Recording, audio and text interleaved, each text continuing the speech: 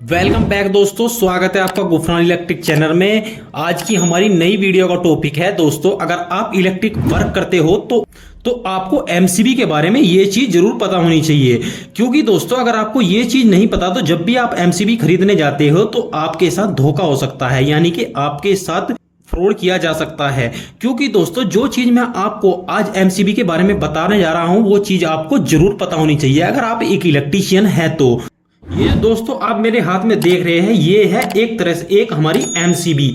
और दोस्तों जब हम एमसीबी खरीदने जाते हैं तो एक एमसीबी के जैसा ही सेम डिवाइस एक और आता है जिसको बोलते हैं हम आइसोलेटर। तो दोस्तों आइसोलेटर और एमसीबी दोस्तों इन दोनों में कुछ ज्यादा अंतर नहीं होता है, यानी कि डिजाइन इनका सेम होता है। जो इनका अंतर होता है वो सिर्फ इनकी वर्किंग का अंतर होता है, यानी कि इसकी वर्किंग थोड़ी अलग होती है और आइसोलेटर की वर्किंग अलग होती है। तो दोस्तों इसीलिए आपको पता होना चाहिए कि एमसीबी की क्या पहचान है और आइसोलेटर की क्या पहचान है। अगर आपको आइसोलेटर और एमसीबी में डिफरेंस नहीं पता तो आपको बहुत ज्यादा नुकसान हो सकता है और आपके साथ में सेफ्टी इशू आ सकते हैं। यानी कि अगर आप एमसीबी की जगह आइसोलेटर लगा देंगे तो आपको कुछ सेफ्टियां नहीं मिलेगी। तो इसीलिए आज के वीडियो में मैं क्लियर करूंगा कि हमको एमसीबी और आइसोलेटर की पहचान कैसे करनी है। दोस्तों वीडियो में मैं एक 10 सेकंड के लिए आपका समय लेना चाहूंगा कि मैं आपको कुछ बताना चाहूंगा। दोस्तों आप वीडियो देखते हैं, वीडियो देखते हैं अच्छी बात है, लेकिन आप वीडियो का कोई फीडबैक नहीं दे रहे हो। मैं चाहता हूं आप फीडबैक दें। आप यानी कि कोई भी कमेंट करें, जैसा भी आपको वीडियो लगता है, यानी कि आप हमें कमेंट में फीडबैक जरूर दें दोस्तों, क्योंकि फीडबैक देने से ही हमारा कॉन्फिडेंस और अच्छा होगा और हम अच्छे से आइडेंटिफाई कर पाएंगे हमको किस तरह का वीडियो बनाना चाहिए, यानी कि किस टॉपिक पे बनाना चाहिए, आपको क्या जरूरत है, आपकी क्या डिमांड है। तो मैं चाहता हूं आप दोस्तों कमेंट जरूर करें। और दोस्तों चाहे आप एक ही कमेंट करें, लेकिन आप कमेंट करें, आपका फीडबैक बहुत ही जरूरी है। तो अब आते हैं अपनी वीडियो पर। तो दोस्तों सबसे पहले मैं आपको बता दूं, जो हमारे पास है अभी एक एमसीबी है और जो आइसोलेटर होता है दोस्तों दिखने में सेम ही होता है। जिस आप इस तरफ देख सकते हैं, ये हमारे पास एमसीबी है, ये हमारे पास एक आइसोलेटर है। दोस्तों ये दोनों सेम ही होते हैं दिखने में, बस इनमें थोड़ा सा अंतर होता है, वो मैं आपको इस वीडियो में क्लियर कर दूंगा कि आपको इन दोनों की पहचान कैसे करनी है। दोस्तों मैं एक चीज बता दूं, जो हमारा एमसीबी है ये भी हमारा एक तरह से एक स्विच की तरह ही हम इसको यूज करते हैं। यानी कि एमसीबी को हम एक स्विच के लिए ही यूज करते हैं, यानी स्विचिंग के लिए, ऑन ऑफ कराने के लिए। और दोस्तों जो हमारा आइसोलेटर होता है दोस्तों, आइसोलेटर का भी काम स्विचिंग के लिए ही होता है। लेकिन जो हमारी एमसीबी होती है दोस्तों, जो हमारी एमसीबी होती है वो हमको दो प्रोटेक्शन देती है, जिसको एक हम बोलते हैं शॉर्ट सर्किट प्रोटेक्शन, एक होती है दोस्तों हमारे पास शॉर्ट सर्किट प्रोटेक्शन। यानी कि शॉर्ट सर्किट होने पर ये हमको एमसीबी प्रोटेक्शन देती है। अगर आइसोलेटर की बात करें तो आइसोलेटर हमको कोई भी प्रोटेक्शन नहीं देता है। और दोस्तों एक प्रोटेक्शन हमको देती है हमारी एमसीबी ओवरलोड प्रोटेक्शन। दोस्तों ओवरलोड होने पर भी हमको हमारी एमसीबी प्रोटेक्शन देती है और शॉर्ट सर्किट होने पर भी हमारी एमसीबी हमको प्रोटेक्शन देती है। वही आइसोलेटर की बात करें तो आइसोलेटर हमको कोई भी प्रोटेक्शन नहीं देता है। तो दोस्तों इसीलिए इन दोनों का आपको अंतर पता होना बहुत ही जरूरी है, इनकी पहचान आपको पता होना जरूरी है कि ये एमसीबी है और आइसोलेटर क्या है। तो दोस्तों आपको कुछ नहीं करना है, बस एक चीज आपको ध्यान रखना है, आपको इसको चारों तरफ देखना है, इधर भी और इधर भी। यानी कि हर कंपनी का अपना अलग अलग डिजाइन की हुई एमसीबी होती है, जिसका मतलब क्या होता है दोस्तों, इस पे यहाँ पे कुछ बना हुआ है, आप देख सकते हैं दोस्तों। मैं आपको पास से दिखाने की कोशिश करता हूं कि इस पे यहाँ पे कुछ बना हुआ है। तो ये देख सकते हैं आप दोस्तों, आप अच्छे से नहीं देख पा रहे, मैं इसको अभी अपने आपको अच्छे से समझा दूंगा इसके बारे में। आप देख सकते हैं ये जो बना हुआ है ना दोस्तों, यही इसका मेन पहचान होती है। अभी हम आपको बताने वाले हैं दोस्तों, वो कैसे दोस्तों इस पे कुछ इस तरीके से बना हुआ है, इस तरीके से ये बना हुआ है, ये पूरा एक सिंबल बना हुआ है। जो हमारी एमसीबी है उस पे एक सिंबल बना हुआ है। दोस्तों मैं एक चीज बता दूं आपको, ये जो सिंबल बना हुआ है एक ऊपर को इस तरीके से, ये ऐसे, तो ये कुल मिला के क्या है दोस्तों, ये दो सिंबल है। एक तो आधा हो गया ऐसे, यानी कि एक तो हो गया ये, और दोस्तों एक हो गया हमारा ये, यानी कि ये दो सिंबल मिलके एक साथ, मतलब एक साथ दिए गए हैं। इसके नीचे मैं इस वाले को इसके नीचे इस तरीके से कर दूंगा तो ये कुछ इस तरीके से हो जाएगा। जो इस पे यहाँ पे बना हुआ है। तो दोस्तों ये जो होता है ना, ये सिंबल, इसका मतलब जो होता है ना दोस्तों, वो होता है शॉर्ट सर्किट। अगर शॉर्ट सर्किट आपको ये सिंबल कहीं भी देखने को मिल रहा है, जो इतना सिंबल है, ये सिंपल जो एक सिंबल है दोस्तों ये वाला, तो इसका मतलब होता है जो हमारा शॉर्ट सर्किट होता है दोस्तों, इसका मतलब होता है शॉर्ट सर्किट प्रोटेक्शन।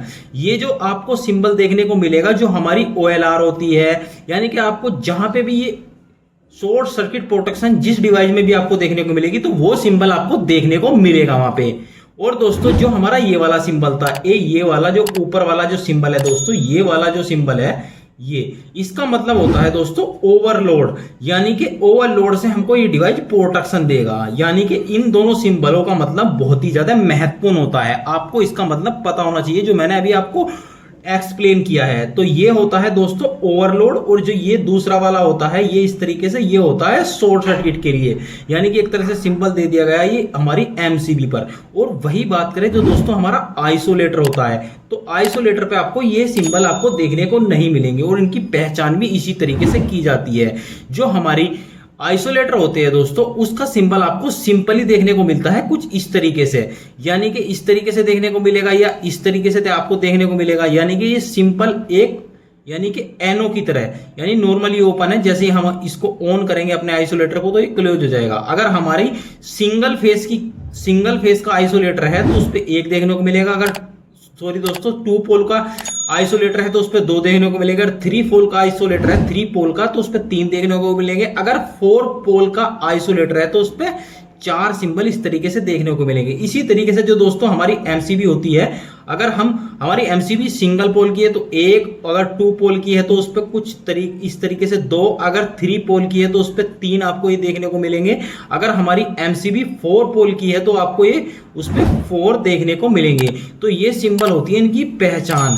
और एक चीज और बताता चलूं, इसकी साथ ही साथ में आपके मन में एक कंफ्यूजन आ रहा होगा कि आखिर जो हमारी MCB होती है, इस पे लिखा होता है, जैसे इस पे लिखा है दोस्तों C25, और इसी तरीके से आपको आइसोलेटर पर भी देखने को मिलेगा। आइसोलेटर पर आपको CBAD, मतलब इस तरीके से आपको कुछ नहीं देखने को मिलेगा, सिंपल उस पर देखने को मिलेगा 25 एम्पियर, 10 एम्पियर या 16 एम्पियर। यानी कि इस पे जो हमारा आइसोलेटर होता है, इस पे ABCD इस तरीके से नहीं मिलेगा, इस पे सिंपल देखने को मिलेगा 25 एम्पियर, 10 एम्पियर, 16 एम्पियर। तो दोस्तों आप के मन में एक सवाल आ रहा होगा कि आखिर ये एम्पियर क्यों लिखा होता है जब हमको ये प्रोटेक्शन नहीं देती है। तो दोस्तों जो एम्पियर लिखा होता है ना, ये एक स्विचिंग के लिए एम्पियर लिखा रहता है। अभी जो नॉर्मल स्विच हम घरों में बोर्ड में यूज करते हैं वो भी हमारे एम्पियर में आते हैं, बट वो हमको कोई भी प्रोटेक्शन नहीं देते हैं, लेकिन एम्पियर उस पर भी लिखा होता है। तो दोस्तों इस एम्पियर का मतलब होता है, यानी कि हम अपने इस आइसोलेटर स्विच द्वारा 25 एम्पियर या 10 एम्पियर या 16 एम्पियर, यानी जितने का भी हमारा आइसोलेटर है, जितने एम्पियर का भी है दोस्तों, उतने एम्पियर हम इलेक्ट्रिसिटी फ्लो करा सकते हैं अपने स्विच के तरीके से, यानी कि स्विच से, जो हमारा आइसोलेटर स्विच है दोस्तों। इससे कितना भी ज्यादा ओवर करंट फ्लो करा लो आप, कितना भी ज्यादा ओवर करंट फ्लो करा लो, जो हमारा आइसोलेटर है ये जल जाएगा, यानी कि ये पूरी तरह से खराब हो जाएगा, लेकिन ये क्या होगा, ट्रिप नहीं करेगा। यानी कि हमारा जो आइसोलेटर है वो कभी ट्रिप नहीं करेगा, वो जल जाएगा। वो एक अलग बात है, क्योंकि वो एक स्विच है। अगर उस पर हम ओवर करंट, जो उसका रेटिंग करंट है, उस पर जो करंट दिया गया है, उससे अगर ओवर करंट हम उससे फ्लो कराएंगे तो वो जल। वही बात करें हमारी MCB की, तो हमारी MCB आती है मुख्य 2 प्रोटेक्शन के साथ, जिसमें एक आता है शॉर्ट सर्किट, एक होता है ओवरलोड। तो दोस्तों चाहे ओवरलोड हो, यानी कि जिस तरीके से हमारी कोई C25 की MCB है, तो दोस्तों अगर इसमें से 25 एम्पियर से ज्यादा करंट फ्लो होगा, वो भी कुछ टाइम के लिए, यानी कि 2 से 3 गुना ज्यादा करंट फ्लो होगा, तो ये हमारी जो MCB है वो 3 से 5 सेकंड के अंदर ट्रिप कर जाती है। तो दोस्तों अगर आप नहीं जानते कि मैंने इस तरीके से कैसे बताया C टाइप की MCB को, यानी कि 2 से 3 गुना ज्यादा करंट फ्लो होगा तो 3 से 5 सेकंड में ट्रिप कर जाएगी। तो दोस्तों इसके बारे में भी मैंने डिटेल्स में वीडियो बना रखी है। जो हमारी ए टाइप एमसीबी होती है, बी टाइप होती है, सी टाइप होती है, डी टाइप होती है, के टाइप होती है, जेड टाइप होती है, यानी मैंने इन सब टाइप के बारे में बता रखा है कि आप किस तरीके से पता लगा सकते हो कि हमारी कौन सी एमसीबी कितनी देर में ट्रिप होगी, यानी ओवरलोड कंडीशन में कितनी देर में ट्रिप होगी। और दोस्तों साथ में मैंने उसमें यह भी बताया है हमको A type, B type, D, C type, D type, K type, Z type, यानी किसी भी टाइप की एमसीबी हो उसका यूज आपको कहां पे करना है, घर में कौन सी लगानी है, आपको मोटर पे कौन सी लगानी है, या इंडस्ट्रीज में कौन सी लगानी है। तो दोस्तों आज हमने इस वीडियो में जाना है कि हमारे एमसीबी में और आइसोलेटर में क्या अंतर होता है, आपको एमसीबी लेनी है या आइसोलेटर लेना है। मैंने आपको बता दिया है। जो आइसोलेटर होता है ओनली स्विचिंग के लिए यूज किया जाता है, ओनली स्विचिंग, नो कोई भी हमको सिक्योरिटी यानी प्रोटेक्शन हमको कुछ नहीं मिलेगी आइसोलेटर से, ओनली एक स्विच की तरह यूज करेंगे। अगर आपको स्विच की तरह यूज करना है तो आप यूज कर सकते हैं। अगर आपको चाहते हो कि हमको कुछ प्रोटेक्शन भी मिले तो आपको एमसीबी का सिलेक्शन करना है, एमसीबी ही लगानी है वहां पे। तो मुख्य पहचान थी इसकी ये सिंबल, और जो हमारा आइसोलेटर है उस पे ये सिंबल आपको देखने को मिलेंगे। तो उम्मीद है दोस्तों आज की वीडियो में आपको अच्छी जानकारी मिली होगी। वीडियो अच्छा लगा है तो वीडियो को कर दीजिए लाइक। और दोस्तों आजकल आप कमेंट नहीं कर रहे हो, आप कमेंट करके जरूर बताइए, क्योंकि दोस्तों हमको आपके फीडबैक की बहुत ही ज्यादा आवश्यकता होती है, इसीलिए आपका फीडबैक बहुत ही जरूरी है। अगर आप कमेंट नहीं करेंगे तो हम नहीं समझ पाएंगे आपका फीडबैक कैसा है, यानी कि हम किस तरीके से काम कर रहे हो, हमको किस तरीके से काम करना चाहिए। तो इसीलिए आपका फीडबैक बहुत जरूरी है। मैं चाहूंगा आप कमेंट जरूर करें, चाहे आप एक ही कमेंट करें लेकिन आप कमेंट करें। आपको वीडियो अच्छा लगा हो, खराब लगा हो, जिस तरह का भी आपको वीडियो लगा हो आप जरूर कमेंट करें। तो धन्यवाद दोस्तों, मिलते हैं अगली वीडियो में। अगर आप हमारे चैनल पर नए हो तो प्लीज दोस्तों चैनल को सब्सक्राइब कर लीजिए।